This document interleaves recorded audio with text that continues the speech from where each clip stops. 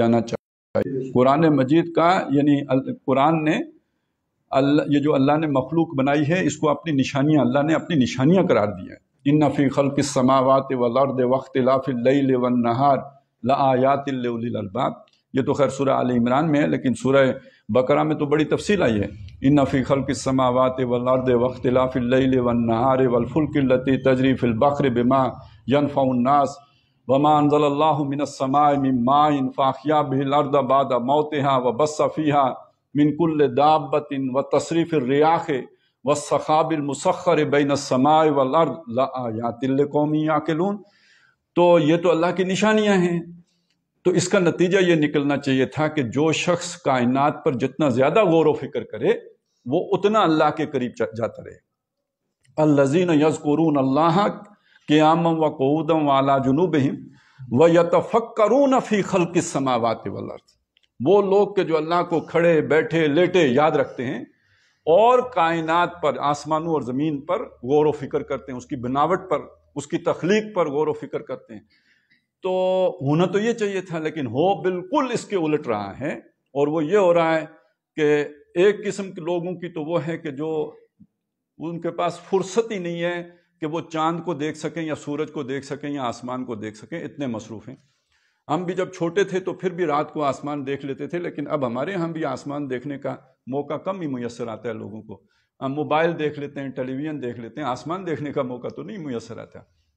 لیکن جو ایک طرف ایسے لوگ ہیں کہ جنہیں آگے پیچھے آنکھ کھول کے دیکھنے کا موقع ہی نہیں ہے، اور دوسری طرف وہ لوگ ہیں کہ جو دوربینیں اور خوردبینیں لگا کے دیکھ رہے ہیں مگر یہ کہ حقیقت نہیں دیکھ رہے۔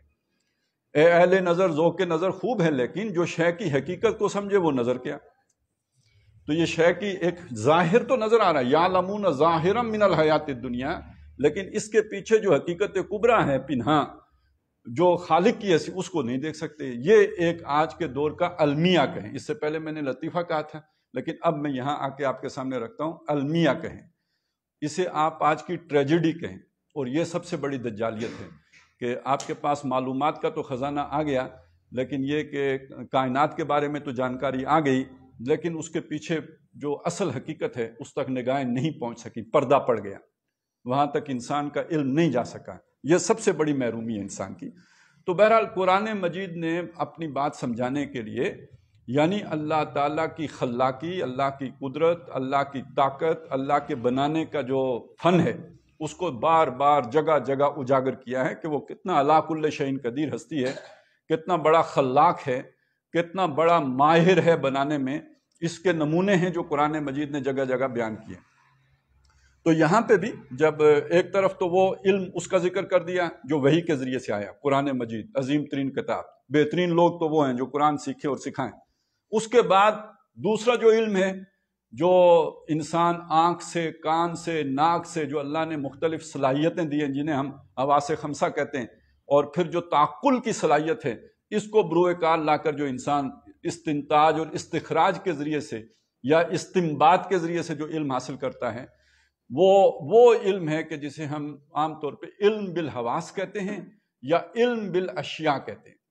تو اب یہاں پہ اس علم بالحواس یا علم بالاشیاء کا ذکر ہے جو کیا جا رہا ہے۔ اس کی طرف اور جگہوں پہ بھی قرآن مجید نے اشارہ کیا ہے نا، افلا ينظرون الى الابل کیف خلقت والى السماء کیف رفعت والى الجبال کیف نصبت والى الارض کیف سطحت، تو کیا یہ دیکھتے نہیں ہیں اس اونٹ کی طرف جس پر یہ سوار ہو کے جاتے ہیں کہ کس طرح اسے ڈیزائن کیا گیا ہے، اس صحرا کے لیے گویا خاص یعنی اسپیشلائزڈ یعنی فارم میں اسے بنایا گیا کہ وہ صحرا کا جہاز کہلاتا ہے۔ کیا اس کو نہیں دیکھتے؟ اور اپنے اوپر آسمان کو نہیں دیکھتے کہ اس کو کیسے بلند کر دیا گیا، اور دائیں بائیں جو ہے کھڑے پہاڑوں کو نہیں دیکھتے کہ کیسے مضبوطی سے جما دیے گئے، اور نیچے بچھی ہوئی زمین کو نہیں دیکھتے کہ کس طرح اسے بچھا دیا گیا جس کے اوپر ان کا اونٹ جو ہے وہ چلتا چلا جا رہا ہے۔ تو یہ سارا دیکھ کے فذکر، خود بھی یاد آنا چاہیے، تو اے نبی آپ بھی یاد کرائیں انہیں۔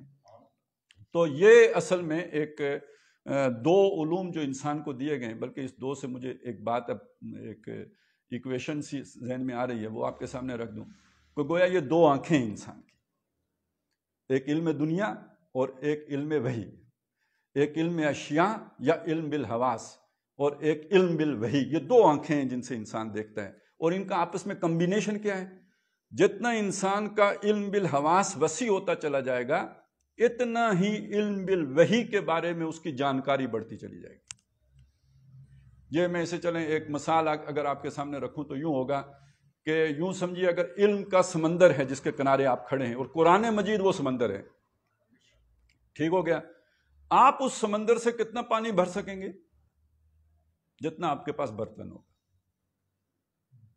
اپنے برتن سے زیادہ پانی آپ سمندر سے نہیں لے سکتے۔ برتن کیسے بنے گا آپ کا؟ یہ جو ظرف ذہنی ہے، یعنی برتن وہ جو آپ کا سوچ ہے، سمجھ ہے، وہ سمجھ آپ کی دنیا کی سمجھ، جتنی آپ کی دنیا کی سمجھ ہوگی اتنا آپ کا ظرف بڑا ہوگا، جتنا آپ کا ظرف بڑا ہوگا اتنا قرآن مجید کا علم اس کے اندر سما سکے گا۔ یہ اس کا آپس میں تعلق ہے۔ اب ہوا کیا ہے؟ ہوا یہ ہے کہ جن کا ظرف بن گیا نا بڑا، وہ اندر سے رہا خالی، اس میں قرآن آیا ہی نہیں۔ وہ میں پہلے بتا چکا، بے دین ہیں، لا دین ہیں، دیریے ہیں، وہ خدا کو مانتے ہی نہیں۔ اور جو خدا کے ماننے والے ہیں ان کا وہ ظرف اتنا بڑا نہیں ہوا، انہوں نے دنیا کا یہ علم حاصل نہیں کیا، ان کا وہ ظرف اتنا وسیع نہیں ہوا کہ آج کے انسان کو وہ جس کا ظرف بڑا ہے اس کو سمجھا سکیں۔ یہ ہے المیہ، اور یہ ہے ہر ایک کی ایک آنکھ کا بند ہونا۔ کسی کی بائیں آنکھ بند ہے علم دنیا والی، اور کسی کی دائیں آنکھ بند ہے علم وحی والی۔ اس سے میں صرف یہ مراد لے رہا ہوں، اتنی سی بات سامنے رکھ رہا ہوں کہ وہ جو دجالیت ہے اس کے ساتھ ایک مماثلت ہے۔ میں یہ نہیں کہہ رہا ہوں کہ یہی دجال ہے۔ دجال ایک شخص ہوگا جو آخری زمانے میں آئے گا، لیکن اس سے پہلے ایک ماحول بنے گا نا، جس ماحول میں وہ آئے گا، تو وہ ماحول اصل میں بن چکا ہے کہ ایک ایک آنکھ ہر طرف بند ہے، آدھی سوچ ہے، نصف سوچ ہے۔ بہرحال چلیں اب آگے چلتے ہیں۔ فرمایا الشمس والقمر بحسبان، سورج، شمس اور قمر جو ہے وہ چاند کو کہتے ہیں۔ تو یہ جو سورج ہے اور چاند ہے یہ بے حسبان، یہ ہیں حساب کے لیے، حساب ہی کو جو اسی سے یہ لفظ بنا ہے۔ اور حساب سے یہاں مراد کیا ہے؟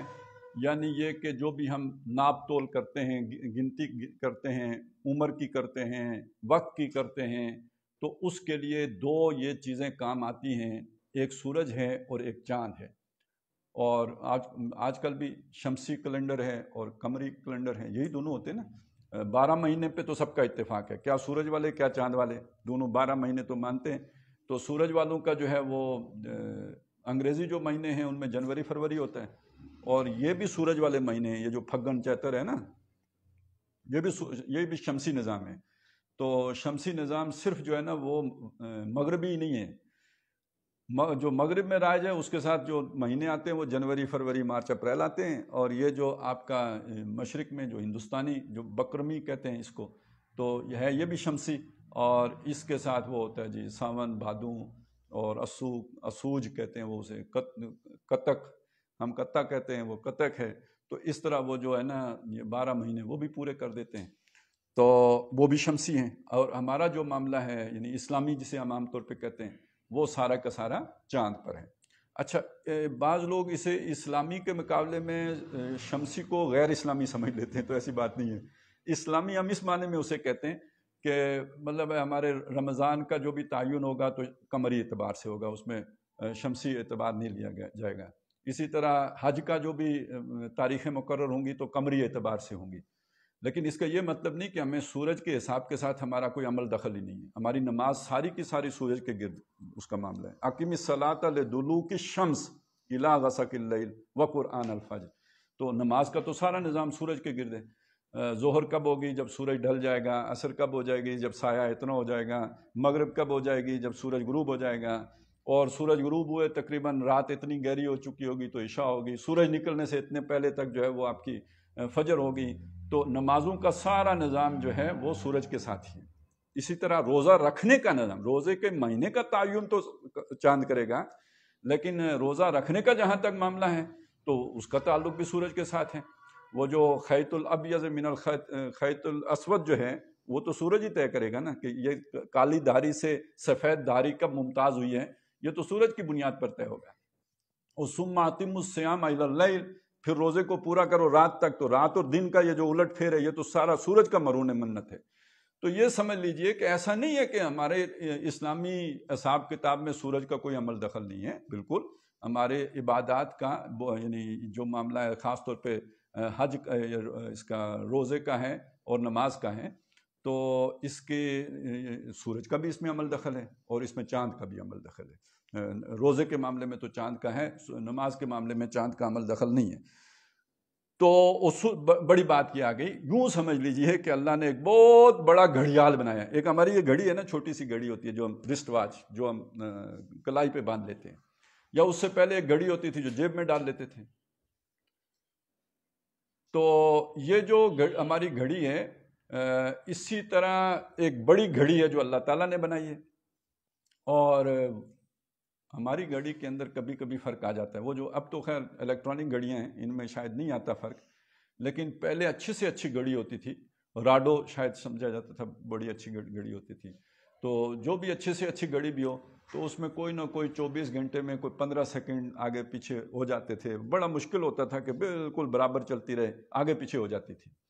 لیکن یہ کہ کبھی سورج لیٹ ہوا،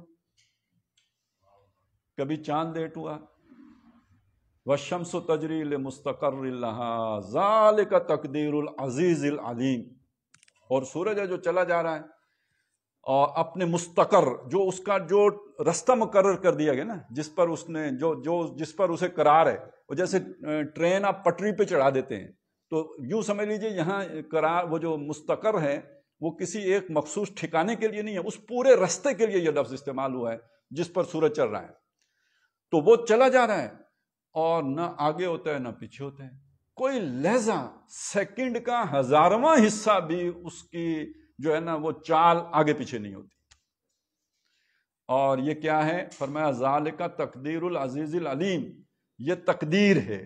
اور تقدیر کا مصیبت ہماری یہ ہے کہ ہم ترجمہ کرتے ہیں اندازہ ہے، اب کیا کریں اس کا ترجمہ؟ یہ ترجمہ اصل میں اندازہ تو ہمارے عام محاورے میں تکے کو کہتے ہیں نا، میں نے اندازے پہ پتھر مارا، یعنی میں نے کوئی نشانہ لے کے نہیں چلایا، اندازے پہ چلایا۔ تو وہ جب اندازہ ہم اس کا ترجمہ کرتے ہیں تو مجبوری یہ ہو جاتی ہے کہ ہمیں لگتا ہے کہ یہ کوئی اللہ نے بھی نعوذ باللہ کوئی تکا لگایا، ایسی بات نہیں ہے۔ یہاں اندازہ پرفیکشن کے معنی میں ہے۔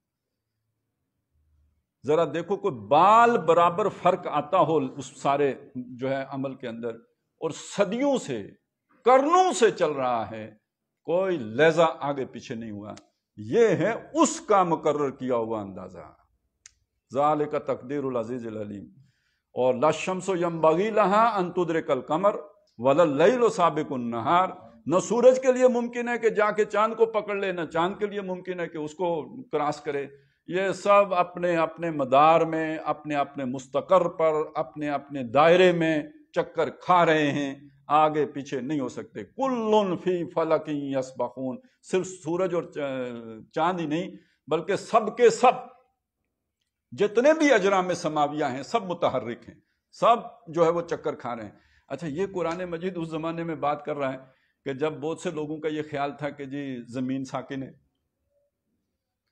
تو قرآن کہہ رہا ہے کچھ بھی ساکن نہیں ہے۔ کل فی فلک یسبحون، سب کے سب متحرک ہیں۔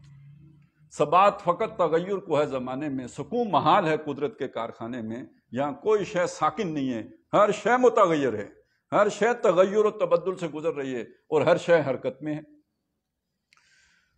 تو سورج اور چاند حساب کے لیے مقرر کیا، اور بڑا پرفیکٹ حساب ہے، یہ آگے پیچھے نہیں ہوتے، بہت ہی یوں سمجھیے کہ کامل قسم کا حساب ہے۔ وَالنَّجْمُ وَالشَّجَرُ يَسْجُدَانِ، اب یہاں پہ ایک مشکل ہے۔ نجم کا جو عام طور پہ سب کے جو بھی تھوڑا بہت بھی قرآن پڑھتا ہے اس کے ذہن میں آیا ہوگا کہ نجم کہتے ہیں ستارے کو۔ ابھی ہم نے پچھلی سورت پڑھی تھی، یعنی اس پچھلے سے پچھلی، وہ سورۃ النجم ہے، اور وہاں پہ ہم نے ترجمہ کیا تھا وَالنَّجْمِ اِذَا ہَوَا، جب تارا ڈوب جائے، تو وہاں تو متفقن علیہ ترجمہ یہی ہے کہ ستارے کو نجم کہتے ہیں۔ لیکن یہاں پہ آپ اگر ترجمے دیکھیں گے تو ترجموں میں اختلاف ہے۔ یہ میں بات اس لیے کھول رہا ہوں کہ یہ ذرا آپ کو اس سے بھی پتہ چلے کہ ترجموں میں اختلاف کیوں ہوتا ہے۔ تو ایک ترجمہ آپ کو ملے گا اس کا ستارہ ہی، یہ تو سیدھی سی بات ہوگی، مطلب تفہیم القرآن میں ترجمہ اس کا ستارے کیا گیا ہے، وَالنَّجْمُ وَالشَّجَرُ، ستارہ، اور یعنی یہاں چونکہ ان نجم ہے تو تمام ستارے مراد ہو گئی، یعنی جیسے دی اسٹار، تو یا تو کوئی خاص سٹار ہوگا یا تمام سٹار اس سے مراد ہوں گے. تو النجم کا مطلب یہ ہو گیا تمام ستارے. اور والشجر تو ویسے تو واحد ہے لیکن اس کا الف لام چونکہ جنس کا ہے لہذا تمام درخت مراد ہو گئے. تو ایک ترجمہ اس کا یہ کیا گیا کہ ستارے اور درخت یسجدان سجدہ ریز ہیں. سجدے کی طرف ہم بعد میں آئیں گے، پہلے ذرا میں یہ واضح کر لوں. دوسرا ایک ترجمہ ہے جو کیا ہے شیخ الہند نے کیا، محمود الحسن دیوبندی کا جو ترجمہ ہے، انہوں نے اس کا ترجمہ کیا جھاڑی اور درخت. اب یہ ترجمہ آپ کو بڑا عجیب لگا ہوگا کہ بھئی یہ جھاڑی کدھر سے آ گئی. تو نجم تو کہتے ہیں نجوم اسی سے بنا ہے، یعنی ستاروں کو کہتے ہیں. تو اس نجم کی جمع ہے نجوم، تو نجومی ہوتا ہے ستارہ شناس. تو یہ جو جھاڑی کا ترجمہ کدھر ہو گیا؟ اشرف علی تھانوی صاحب نے اس کا ترجمہ کیا ہے، یعنی نجم کا ترجمہ کیا بے تنے کے درخت، اور شجر کا ترجمہ کیا تنے والے درخت. ٹھیک ہو گیا. اب انہوں نے جھاڑی ترجمہ نہیں کیا، انہوں نے تنے والا درخت اور بے تنے کا درخت ترجمہ کر دیا. اچھا، تو آپ کو شاید اچھی یہ بات بھی عجیب لگے، لیکن ترجموں میں، اردو ترجموں میں ایک اچھا ترجمہ سمجھا جاتا ہے اہل علم کے ہاں، جو احمد رضا خان بریلوی صاحب کا ترجمہ ہے. تو انہوں نے اس کا ترجمہ کیا ہے سبزے اور درخت.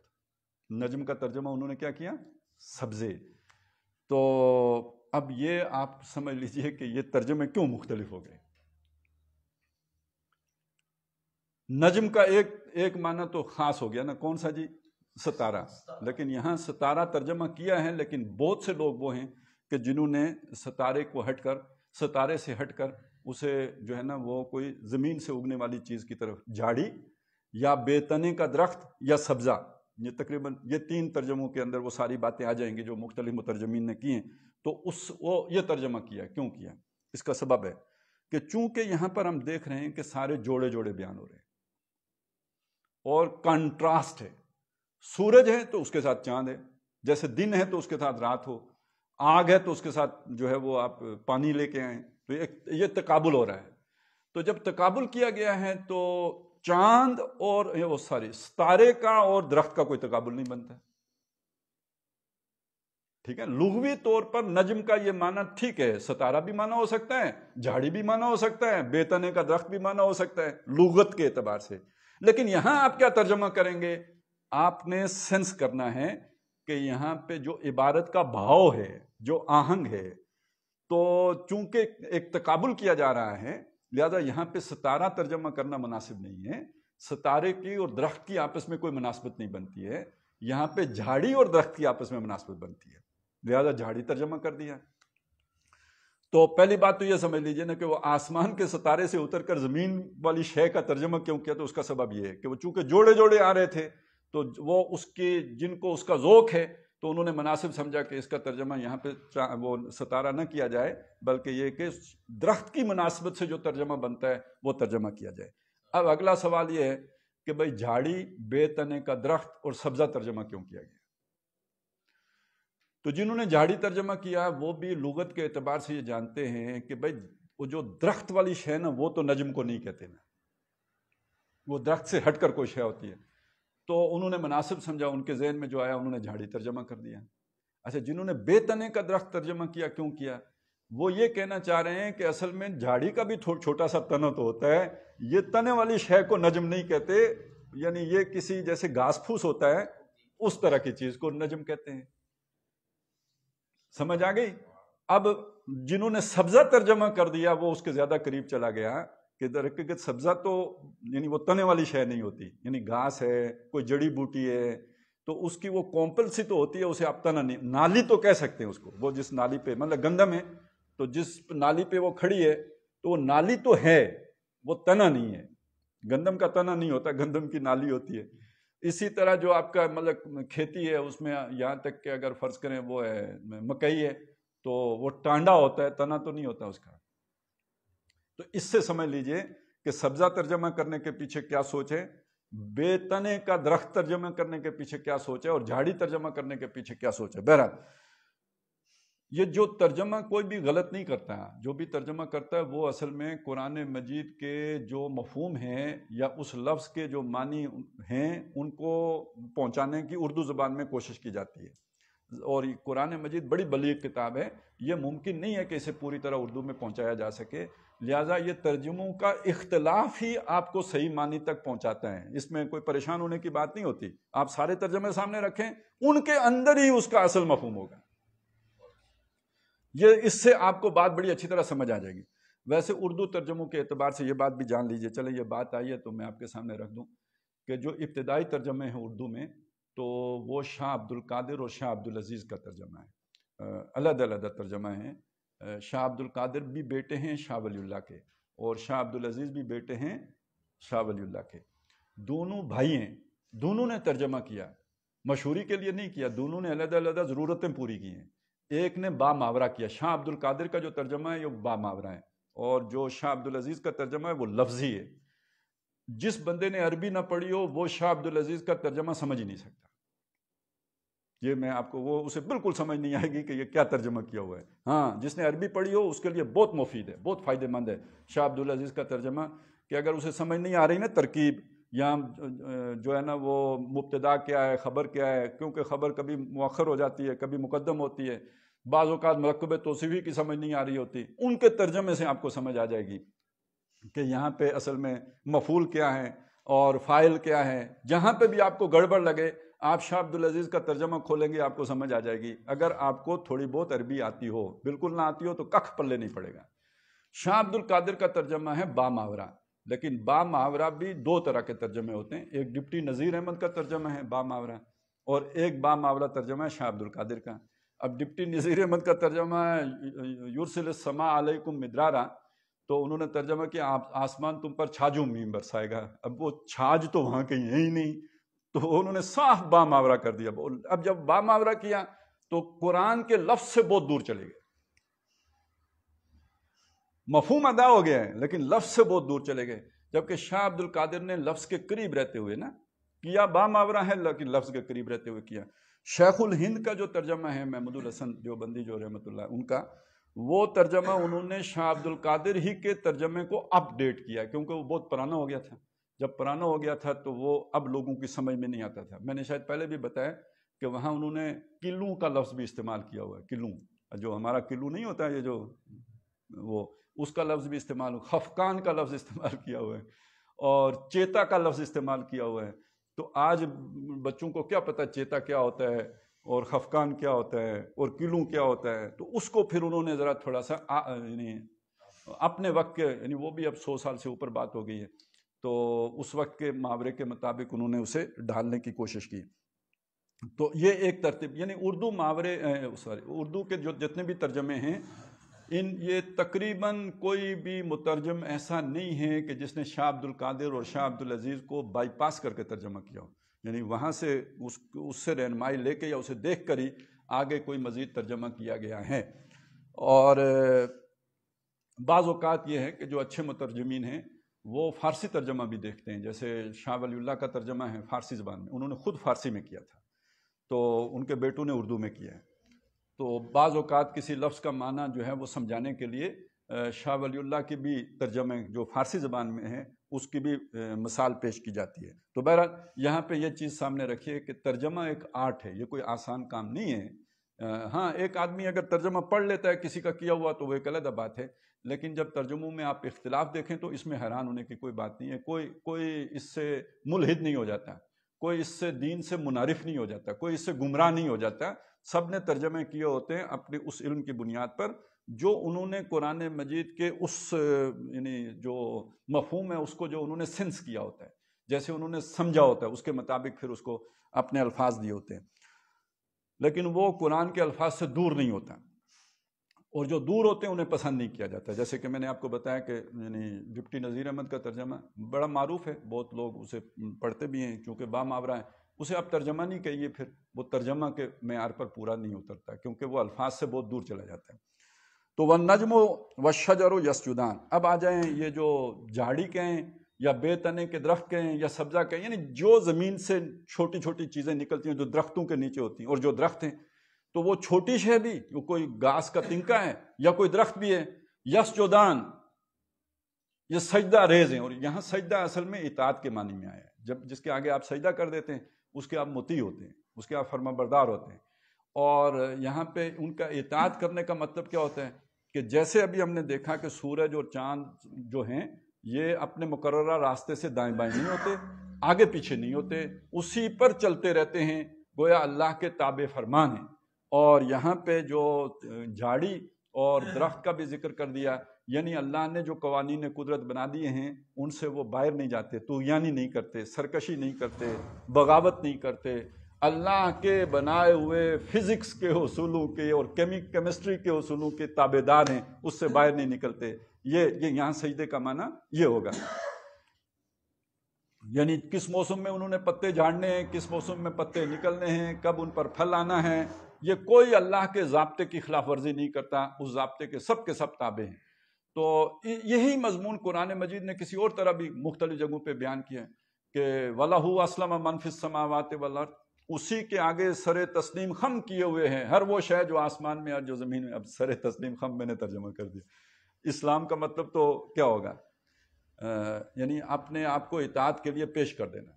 آپ جو مخالفت کر رہے تھے کسی کی، اس مخالفت کو چھوڑ کر، جیسے ہتھیار ڈال دینا ہوتا ہے نا، کہ جنگ ہو رہی تھی، دو فوجوں کی لڑ رہی تھی، تو ایک فوج نے ہتھیار ڈال کے دوسری فوج کے آگے سر اطاعت خم کر دیا کہ اب ہم آپ کی بات مانیں گے، مزید نہیں لڑیں گے. تو اسلام کا حقیقی معنی تو یہ ہے کہ گویا آپ نے اللہ کے ساتھ جنگ بند کر دی اور اپنے آپ کو اللہ کی اطاعت میں دے دیا، اللہ کی فرما برداری میں دے دیا. یہ ہے اطاعت کرنا یا سر تسلیم خم کرنا، چلیں اسے کہہ لیں. تو اللہ ہی کے لیے ہر شے مطیع فرما ہے، جو آسمانوں میں ہے اور جو زمین میں. اور افغیر دین اللہ یبغون، کیا یہ اللہ کے سوا کسی اور کے دین کے متلاشی ہیں؟ سورہ آل عمران میں آیا.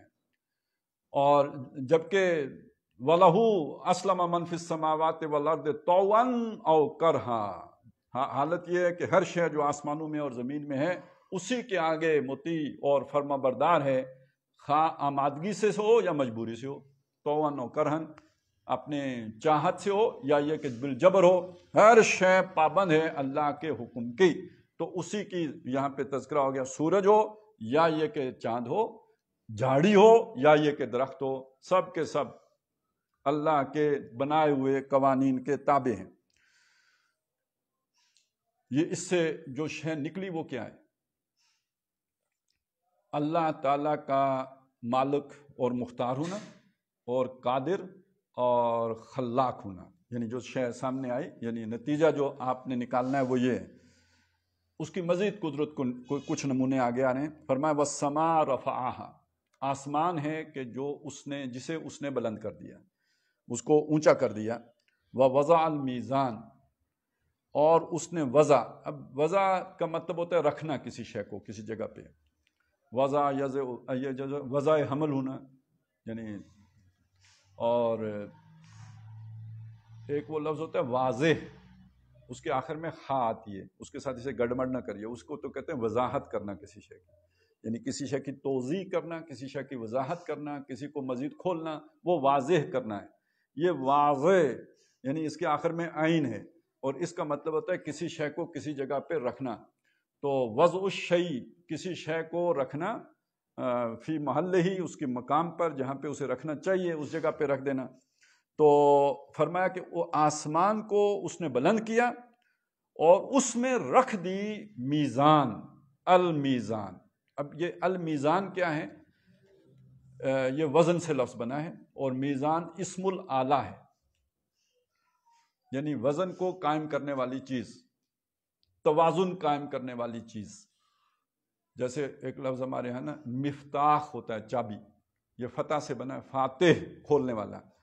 اور جو شے کھلی ہوئی ہو وہ مفتوح ہے، اور جو جسے آپ نے کھولا وہ فاتح ہے، جو کھولنے والا ہے وہ فاتح ہے. تو وہ کھولنے والی چیز یعنی کھولنے والا آلہ مفتاح، چابی جو تالے کو کھولتی ہے. تو اس سے آپ سمجھ لیجئے کہ اسی سے مکیال بنتا ہے، اسی سے. اچھا، یہ اصل لفظ جو ہے نا میزان جو ہے، یہ اصلاً تھا وزن سے چونکہ بنا ہے، یہ مفعال کا وزن ہے، یہ اصل میں تھا میوزان. تو پھر میم کی زیر کی مناسبت سے وہ چونکہ واو وہاں پہ سوٹ نہیں آ رہی تھی، تو یہ خاص قوانین ہیں عربی زبان کے، تو واو بدل گئی یہ میں، تو یہ بن گیا میزان، اور اس کا معنی ہے وزن قائم کرنے والی چیز، جس کو ہم اپنے محاورے میں کہتے ہیں ترازو، لیکن یہاں ترازو کے معنی میں نہیں آئے، اسی لیے میں نے اتنا تردد کیا ہے آپ کو یہ بات سمجھانے میں۔ یہاں توازن قائم کرنے کے معنی میں آئی ہے، اور چونکہ پیچھے ذکر ہوا آسمان کی بلندی کا، اور آسمان کے ساتھ سورج اور چاند کا ذکر ہے، تو اب دیکھیے یہاں پہ آ کے آپ کی سمجھ کام کرے گی کہ یار یہاں میزان کس معنی میں ہے، یہ آلو پیاز تولنے والی میزان تو نہیں ہے، آسمان کے ساتھ آلو پیاز تولنے والی میزان کا کیا مطلب ہے؟ اب اس کا یہاں سمجھ بھی آئے گی کام میں، اور آپ کا جو معلومات ہے وہ بھی آپ کے کام آئے گی۔ تو آج کی ہماری معلومات یہ ہے کہ آسمان میں توازن قائم کرنے والے نظام کو ہم نظام کشش ثقل کہتے ہیں، ٹھیک ہے نا؟ یہ ساری چیزوں نے جو اپنا فاصلہ برقرار رکھا ہوا ہے، کیوں رکھا ہوا ہے؟ ہر شے کو دوسری شے کھینچ رہی ہے، اس کھینچا تانی میں ہر شے اپنی جگہ پہ کھڑی ہے، ذرا سا اگر نظام یہ ادھر سے ادھر ہو جائے تو یہ تباہی پھر جائے گی، کیونکہ پھر یہ کچھ قابو میں نہیں رہے گا۔ وہ میر تقی میر کا ایک شعر ہے نا کہ لے سانس بھی آہستہ کہ ہے نازک بہت کام، آفاق کی اس کارگاہ شیشہ گری کا، یعنی دیکھنے میں تو یہ بڑی ٹھوس چیزیں ہیں، لیکن یہ کہ اگر ذرا سا یہ سورج اپنے رستے سے ایک بالش دائیں ہو جائے یا بائیں ہو جائے، یا زمین دائیں یا بائیں ہو جائے، تو یہ پورا توازن بگڑ جائے گا، یہ کیونکہ سب نے ایک دوسرے کو کھینچا ہوا ہے، تو سب اپنی اپنی جگہ پہ موجود ہیں۔ اس کے اندر ذرا سا امبیلنس ہو گیا، توازن بگڑ گیا، تو یہ سب آپس میں گتھم گتھا ہو جائیں گے۔ آخرت میں ہوگا نا، وَجُمِعَ الشَّمْسُ وَالْقَمَرُ، سورج اور چاند جمع کر دیے جائیں گے، تو وہ کیسے جمع ہو جائیں گے؟ ظاہر ہے وہ توازن ہی بگڑے گا، اور تو وہ خود بخود جو ہے قیامت ہو جائے گی، اس کے لیے کوئی ایٹمی دھماکے کرنے کی ضرورت نہیں ہے، ذرا سا وہ توازن بگڑ گیا تو یہ سارے آپس میں گتھم گتھا ہو جائیں گے۔ تو آج وہ توازن ہم نے قائم رکھا ہوا ہے۔ اب یہ اس بات کو دیکھیے، پھر میں اور آپ تو صرف تھیوریٹیکلی سمجھ سکتے ہیں نا، لیکن جن لوگوں نے فاصلے ناپے ہیں اور اس کشش ثقل کا پورا نظام دریافت کیا ہے، ان کا اس کے اوپر کتنا ایمان ہوگا اور یقین ہوگا، ان کا تو مشاہدہ ہے کہ کتنا نازک نظام ہے یہ، اور کتنی ایک یعنی یوں سمجھیے، وہ اسی لیے میر تقی میر کہتے ہیں نا، سانس بھی آہستہ لو، کہیں اونچی سانس لینے سے ایسا نہ ہو کہ یہ توازن بگڑ جائے۔ تو یہ اللہ تعالیٰ نے ایک میزان، ایک توازن آسمان کا، اسے یوں کہیے کائناتی توازن، جس کی بنیاد پر یہ ساری کائنات کھڑی ہے، اور یہ توازن بگڑ گیا تو فساد عظیم مچ جائے گا، یعنی پوری یہ ہستی جو ہے یہ مسمار ہو جائے گی، یہ نابود ہو جائے گی، یہ تباہ و برباد ہو جائے گی، اور اس کا وجود جو ہے وہ ختم ہو جائے گا۔ تو اس توازن نے اس کو باقی رکھا۔ اچھا، اسی سے القیوم کا لفظ بھی سمجھ لیجئے، اللہ لا الہ الا ہو الحی القیوم، القیوم قائم رکھنے والا، وہ مبالغے کا صیغہ ہے، بہت یعنی بہت ہی قائم رکھنے والا۔ تو یعنی سائنسی طور پر ہم یہ سمجھ رہے ہیں کہ یہ توازن ہے جس نے اس کو برقرار رکھا ہوا ہے۔ القیوم کا لفظ یہ بتا رہا ہے کہ نہیں، یہ توازن اللہ نے قائم رکھا ہوا ہے۔ لا تاخذہ سنۃ ولا نوم، اسے اونگ بھی نہیں آتی نہ نیند آتی ہے، کیونکہ اس کی اونگ یہ سارا درم برم ہو جائے گا، یہ سب ختم ہو جائے گا، کچھ باقی نہیں بچے گا، اس نے قائم رکھا ہوا ہے۔ اب یہ فرق ہے اصل میں ایمان کا اور سائنس کا۔ سائنس ظاہر میں الجھ کے رہ جاتی ہے، گاہ میری نگاہ تیز الجھ کے رہ گئی، گاہ میری نگاہ تیز چیر گئی دل وجود، گاہ الجھ کے رہ گئی میرے توہمات میں۔ تو یہ جو ہمیں ظاہر میں نظر آ رہا ہوتا ہے، اسی میں الجھ کے رہ جاتی ہے، اس سے پیچھے نہیں جا سکتی۔ تو جب الجھ کے رہ گئی تو پھر ہمیں یہ سائنسی اصول تو نظر آ گئے، مادہ تو نظر آ گیا، اس سے پیچھے وہ جو حقیقت کبریٰ ہے وہ نظر نہیں آئی۔ ایمان اصل میں یہی ہمیں بتاتا ہے کہ نہیں، یہ سائنسی اصول ظاہری ہیں، اصل بات یہ ہے کہ اس کو تھامنے والی ذات اللہ تعالیٰ کی ہے، القیوم وہ ہے۔ اچھا، اس کی بڑی پیاری جو ہے مثال دی ہے انہوں نے، مولانا مناظر حسن گیلانی رحمۃ اللہ علیہ نے، انہوں نے مثال اس کی یہ دی ہے کہ آپ کسی چیز کا تصور کریں جو آپ کے خیال میں آئے گی نا، مطلب چلیں آپ کوالے کے پل کا تصور کر لیں، ہمارے قریب تو یہی ہے نا، جو نیا پل بنا ہے اس کو اپنے ذہن میں اس کا تصور لائیں، خاکہ بنائیں۔ تو وہ کہتے ہیں کہ جب تک آپ اس پر اپنی توجہ مرتکز رکھیں گے آپ کے خیال میں وہ پل موجود رہے گا، جو ہی آپ کا خیال دائیں یا بائیں ہوگا پل اڑ جائے گا دماغ سے. سمجھ آئی؟ تو یہ کائنات حقیقت میں اللہ کا خیال ہے. اچھا یہ تو مضمون بہت اب غلط جگہ پہ گھس گئے ہم، لیکن یہ کہ بہرحال صوفیہ تو یہی کہتے ہیں نا کہ یہ جو بھی کچھ ہے کائنات میں یہ وہمی ہے، خیالی ہے، گمانی ہے، حقیقت نہیں ہے. حقیقت میں تو وجود جو ہے وہ صرف اللہ تعالیٰ کا ہی ہے. تو یہ جو کچھ ہمیں کون و مکان میں نظر آتا ہے یہ یا وہم ہے یا خیال ہے یا گمان ہے یا سایہ ہے یا عکوس فی المرایا، جیسے شیشے میں عکس ہوتا ہے، یہ اس طرح کی چیزیں. تو اصل وجود تو اللہ. اب یہ یوں سمجھے یہ اللہ کا خیال ہے، بس چلیں آسان کر لیں. ہمارا خیال ذرا بڑا کمزور سا ہوتا ہے، وہ جو پل ہم نے سوچا اپنے دماغ میں. اللہ کا خیال اتنا مضبوط ہے کہ یہ وسیع و عریض کائنات ہمیں نظر آ گئی. لیکن اصل نقطہ جو میں آپ کو سمجھانا چاہ رہا تھا وہ القیوم کا تصور ہے کہ جیسے ہی آپ کا خیال ادھر سے ادھر ہوا نہیں تو جو تصور آپ نے قائم کیا تھا وہ اڑا نہیں. تو اللہ تعالیٰ کو اس لیے نہ نیند آتی ہے نہ اونگ آتی ہے، وہ اس نے تھاما ہوا ہے. یہ سب کا سب القیوم ہے کہ اس نے یہ پورا نظام وہ چلا رہا ہے. اچھا اب اس کا مشاہدہ کر کے ایک نتیجہ نکلنا چاہیے.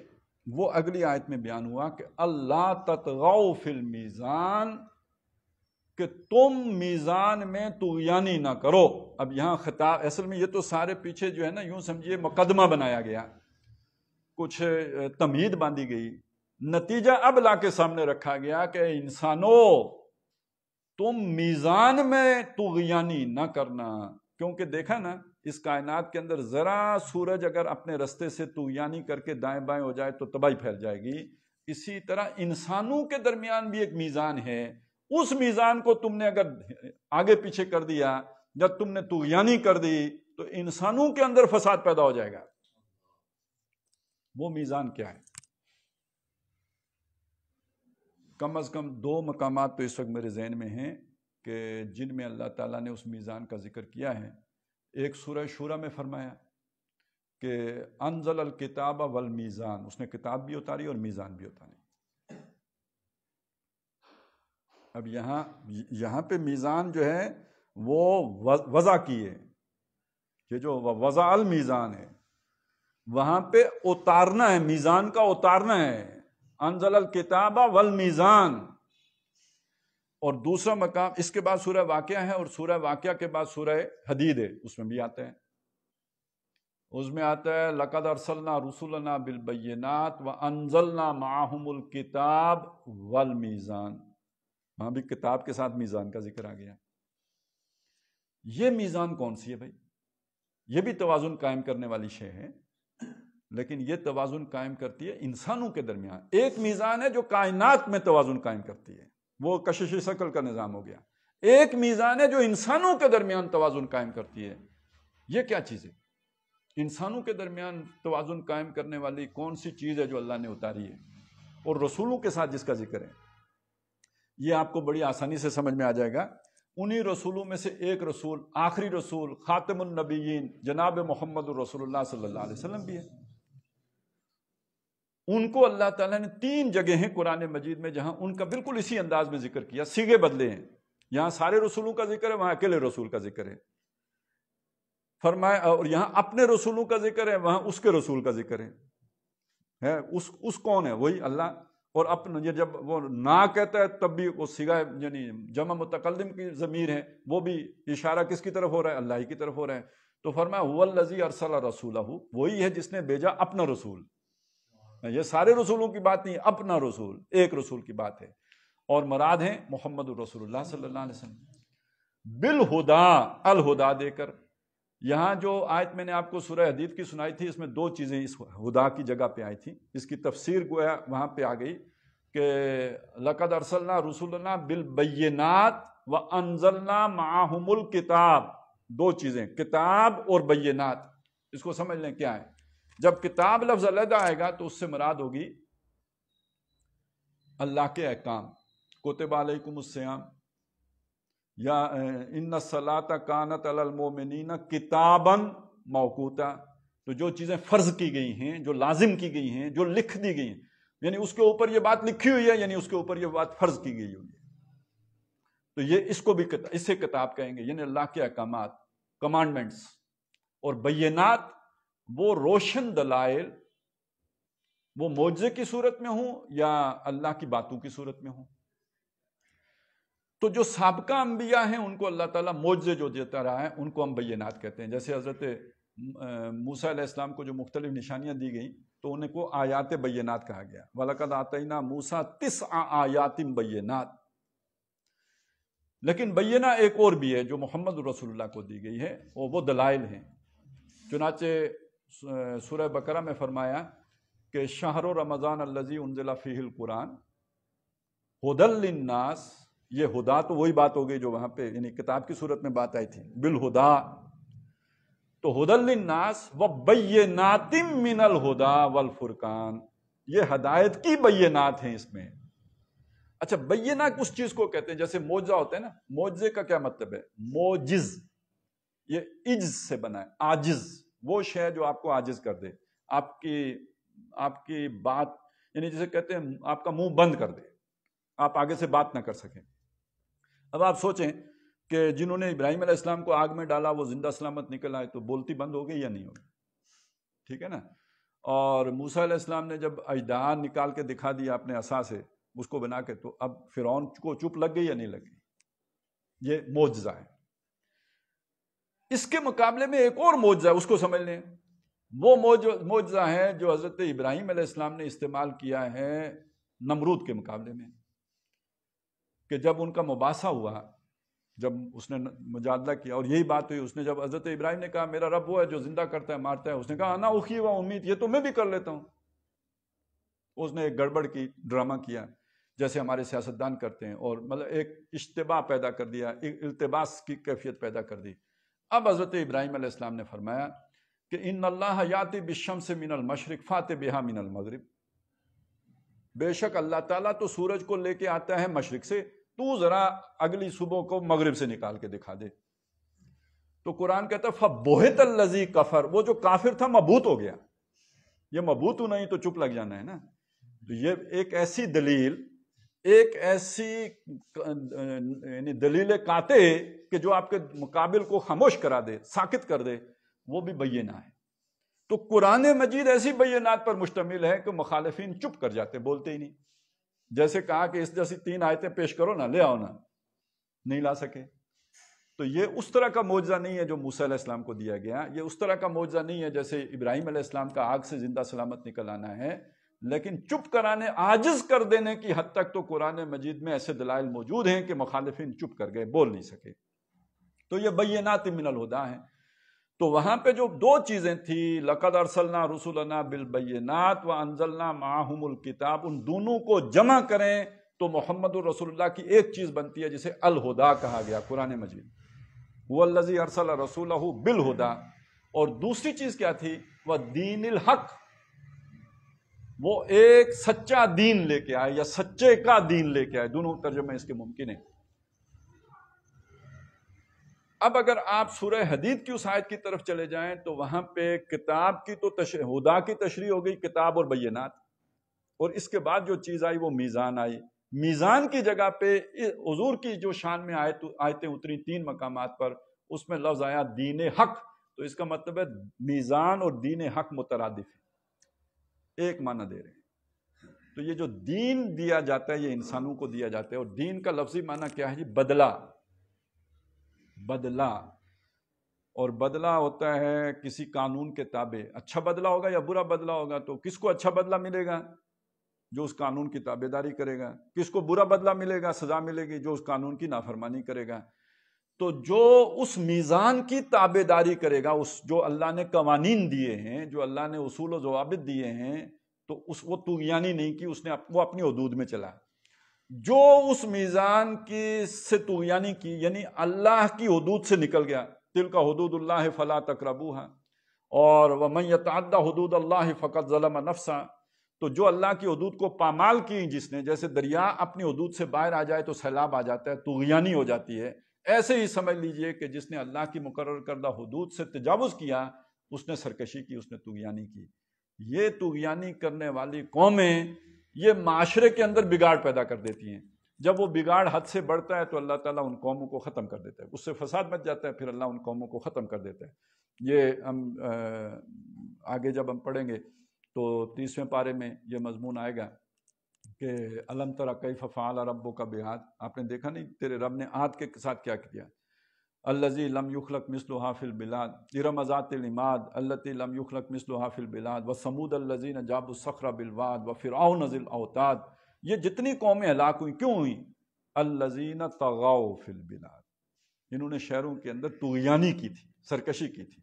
جب انہوں نے طغیانی کی تو فاکثروا فیہا الفساد، شہروں کو انہوں نے، اپنے ملکوں کو انہوں نے فساد سے، بگاڑ سے بھر دیا.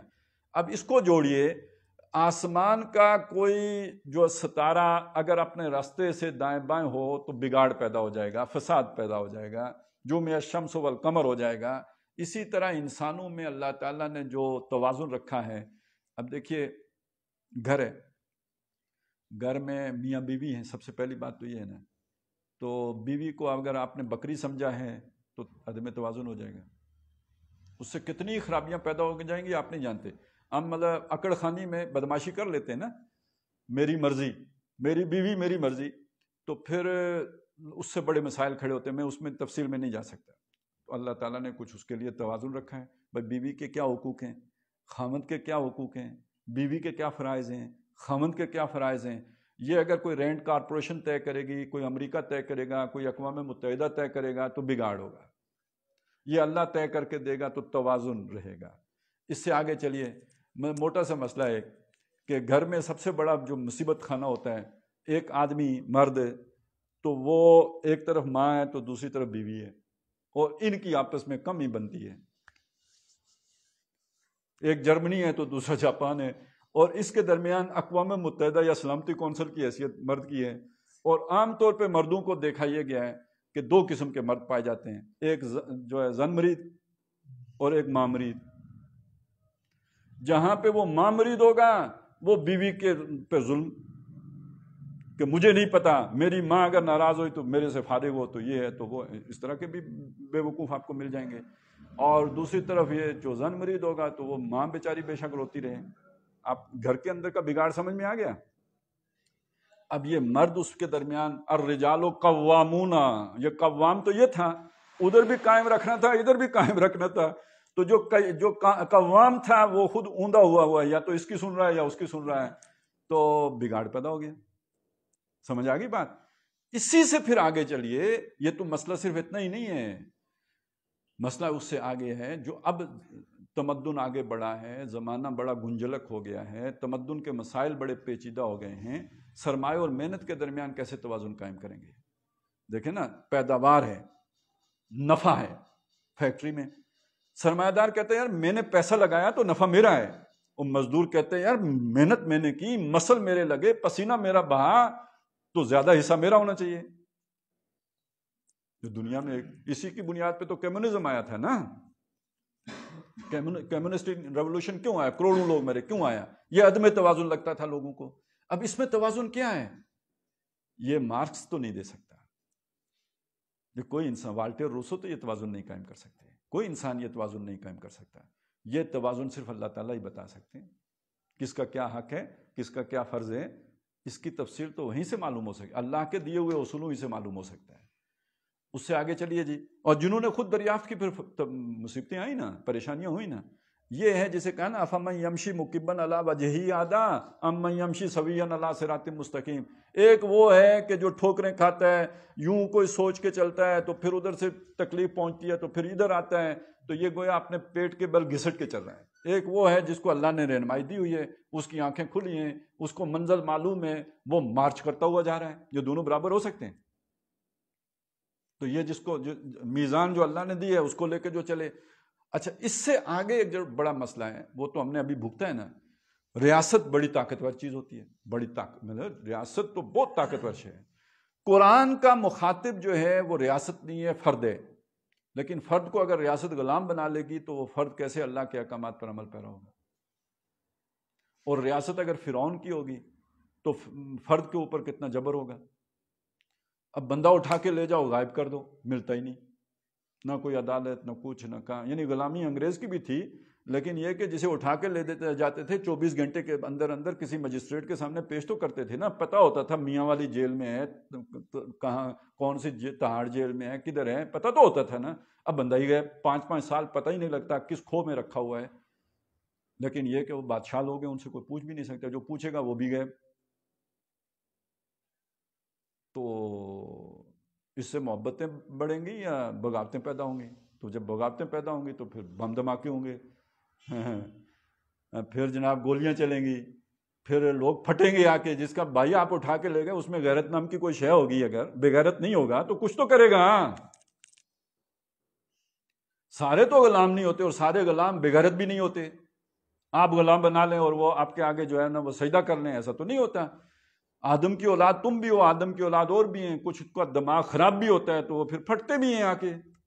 پھر اب سنبھالو تو بگاڑ، پھر آپ روئیں گے. اور اسلام میں تو خود کش نہیں ہوتا، جو تم کر رہے ہو وہ خود کش ہے، وہ اسلام ہے. تو اب یہاں پہ سمجھ لیجئے کہ یہاں بھی تو اللہ نے ایک میزان دیا، اس میزان پر عمل درآمد نہیں ہوگا تو فساد پیدا ہوگا، طغیانی ہوگی اور فساد ہوگا. وہ حد سے بڑھے گا تو تباہی ہوگی جو پھر بھگتنی پڑے گی. تو ایک اس سے یہ سمجھ لو، یعنی ساری بات سے جو دلیل نکالی وہ یہ نکالی کہ اللہ نے ایک میزان تمہیں بھی دیے. اگر یہ آسمانی میزان بگڑ جائے تو کتنی بڑی تباہی آئے گی. تم اگر اپنی میزان پر عمل نہیں کرو گے تو بہت بڑی تباہی تمہارے اندر بھی آئے گی. ظہر الفساد فی البر والبحر بما کسبت ایدی الناس. یہ انسانوں نے جو توازن کا بگاڑ دیا ہے، ظلم کا نظام لے آئے ہیں، طاغوت لے آئے ہیں، اللہ کو چھوڑ کر کسی اور کے جو ہے وہ احکامات پر عمل شروع کر دیا ہے. اس کے نتیجے میں جو بگاڑ پیدا ہو گیا وہ خشکی میں بھی پھیل گیا اور سمندر میں بھی پھیل گیا. ظہر الفساد فی البر والبحر بما کسبت ایدی الناس. وہ اب بھگت رہے ہیں لوگ، سارے تباہیوں سے دوچار ہو رہے ہیں. تو اللہ تطغوا فی المیزان، کہ اس میزان کے اندر طغیانی نہ کرو. وَأَقِیمُوا الْوَزْنَ بِالْقِسْطِ وَلَا تُخْسِرُوا الْمِیزَانَ. اب یہ تیسری میزان آ گئی. اور قائم رکھو وزن کو انصاف کے ساتھ، برابر. اب یہاں پہ وہ ترازو آ گئے جس کی ڈنڈی ہوتی ہے نا. آج کل تو وہ الیکٹرانک کانٹے آ گئے نا. وہ پہلے والی ترازو معلوم ہے، وہ جس کے پلڑے ہوتے تھے اور اوپر ایک ڈنڈی ہوتی تھی. تو ڈنڈی سیدھی رکھو. ڈنڈی مارنے کا بھی مطلب یہ نہیں کہ کسی کو پشت پر ڈنڈی مارنا، مطلب یہی ہوتا تھا یوں پکڑنی ہوتی تھی وہ. تو جس نے کم تولنا ہو نا تو وہ اوپر سے تھوڑا سا یوں پھیر دیتا تھا اس کو. تو وہ جو اس کی کلی ہوتی تھی وہ ذرا یہیں پہ جو ہے نا وہ برابر آ جائے گی. تو وہ کچھ ٹانک کا یا آدھا پاؤ کا کوئی فرق پڑ جائے گا. جو پرانے لوگ ہیں وہ ڈنڈی مارنے کے اس عمل سے واقف ہیں کہ ڈنڈی مارنے کا مطلب کیا ہوتا ہے. یعنی وہ تھوڑی سی اوپر سے وہ پکڑتے ہوئے اسے ٹیڑھا کر دینا. تو یہ ہوتا ہے ڈنڈی مارنا. جب لینا ہو تو اسے آپ یوں ٹیڑھا کریں گے تو وہ ذرا اس طرف آئے گی، تو اس کا مطلب آپ زیادہ تول کے لے رہے ہیں. اور جب آپ نے کسی کو دینا اور تھوڑا کر کے دینا ہو تو یوں کر دیں گے تو وہ پہلے ہی ادھر برابر آ جائے گی. تو اس کا مطلب اس کو سودا آپ نے تھوڑا دیا ہے. تو اس کو بھی برابر رکھو. وَأَقِیمُوا الْوَزْنَ بِالْقِسْطِ. وزن کو انصاف کے ساتھ برابر رکھو. وَلَا تُخْسِرُوا الْمِیزَانَ. اور میزان کے اندر خسارہ نہ ڈالو، مطلب اس میں کمی نہ کرو، وزن کرنے میں کمی نہ کرو. اب یہ واضح طور پر آلو پیاز والی میزان کا ذکر آ گیا ہے. تو یہاں پہ اصل میں 3 قسم کی میزانوں کا ذکر ہے، توازنوں کا ذکر ہے. ایک توازن آفاقی ہے، کائناتی ہے، اور دوسرا توازن بین الانسان ہے، انسانوں کے مابین معاملات کے بارے میں جو اللہ تعالیٰ نے جو مختلف احکامات دیے ہیں وہ انسانوں کے درمیان توازن کو قائم رکھتے ہیں، پھر کسی کو سرکشی پہ نہیں جانے دیتے. اور تیسرا توازن جو ہے وہ عام اشیاء جو تولتے ہیں ہم اس سے متعلق ہیں.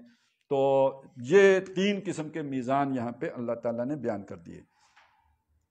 وَالْأَرْضَ وَضَعَهَا. اور زمین، اب پھر وہی وضع کا لفظ آیا، یعنی بچھا دینا، جما دینا، یعنی ہمارے لیے اس کے اوپر چلنا پھرنا آسان کر. یہ سارے مفاہیم اس کے اندر آ گئے. لِلْأَنَامِ. جانداروں کے لیے کہیے، چوپایوں کے لیے کہیے، انسانوں کے لیے کہیے، نہیں جو بھی مخلوق ہے اس ساری مخلوق کے لیے اللہ نے زمین کو بچھا دیا. الم نجعل لہ کفاتا احیاء و امواتا. جو زندہ ہیں ان کے لیے بھی یہ پوری ہو جاتی ہے اور جو مر گئے ہیں ان کے لیے بھی پوری ہو جاتی ہے. کیا ہم نے زمین کو پورا ہو جانے والا نہیں بنایا؟ جو زندہ ہیں ان کے لیے بھی، یعنی ان کی خوراکیں بھی یہی ساری پوری کر رہی ہے. اپنے اوپر چلنے پھرنے کا جو ہے وہ راستے بھی دے رہی ہے، آباد ہونے کی جگہ بھی دے رہی ہے، اور جو ان کی ضرورتیں ہیں، خوراک ہے، غذا ہے، وہ بھی ساری کی ساری یہی زمین پوری کر رہی ہے. تو اس کو بچھا دینے کے اندر یہ سارا مفہوم شامل ہے، اور یہ صرف انسانوں کی ضرورتیں نہیں پوری کر رہی، یہ چرند و پرند کی ضرورتیں پوری کر رہی ہیں، کیڑے مکوڑوں حشرات کی ضرورتیں پوری کر رہی ہیں۔ تو والارض وضعها للانام فیہا فاکہۃ، اس میں بہت سے میوہ جات بھی ہیں، والنخل، اور کھجور بھی ہیں، یعنی اب یہ صرف کھجور ہی تو مراد نہیں ہے نا، جتنے بھی وہ درخت ہیں پھلدار درخت، یہ گویا ان کی نمائندہ کے طور پر یہاں پہ کھجور کا ذکر آ گیا۔ ذات الاکمام، جو یعنی وہ خوشوں والی ہے، جس کے خوشے ہوتے ہیں، جس کے اندر پھر وہ پھل سارا آتا ہے۔ والحب ذو العصف، اور اناج ہے جو اس سے اگتا ہے۔ اب سارے بھی اناج آ جائیں گے نا اس میں، صرف گندم ہی تو نہیں آئے گی، ہر وہ شے جو زمین سے اناج کی صورت میں حاصل ہوتی ہے۔ ذو العصف، جس کے ساتھ بھوسا بھی ہوتا ہے۔ آپ دیکھیں گے نا، جو بھی دانہ ہے کسی نہ کسی کور کے اندر ہوگا، تو وہ جو کور ہے وہ بھوسے کی صورت اختیار کر لیتے ہیں۔ والریحان، اور پھول ہیں، طرح طرح کی بوٹیاں ہیں اس زمین، یہ اللہ کے سارے قدرت کے نمونے ہیں۔ فَبِأَيِّ آلَاءِ رَبِّكُمَا تُكَذِّبَانِ، تو تم دونوں، کون سے دونوں؟ جن اور انس، یہ پہلے وضاحت میں کر چکا ہوں کہ تم دونوں جماعتیں، یعنی جن و انسان ہو، یہ سارا کچھ جو تمہارے لیے بنایا ہے، یہ اللہ کی نعمتیں ہیں، اللہ کی قدرتیں ہیں، اللہ کے جو ہے نا خلاقی کے مظاہر ہیں، ان میں سے کس کس کا تم انکار کرو گے؟ خیر، یہ جو آخری ہم نے آیات پڑھی ہیں، اس پہ پھر انشاءاللہ اگلی نشست میں مزید گفتگو کر لیں گے۔ آج یہاں پہ ہم اسی پر اکتفا کرتے ہیں۔ بارک اللہ لی ولکم فی القرآن العظیم ونفعنی وایاکم بالآیات والذکر الحکیم۔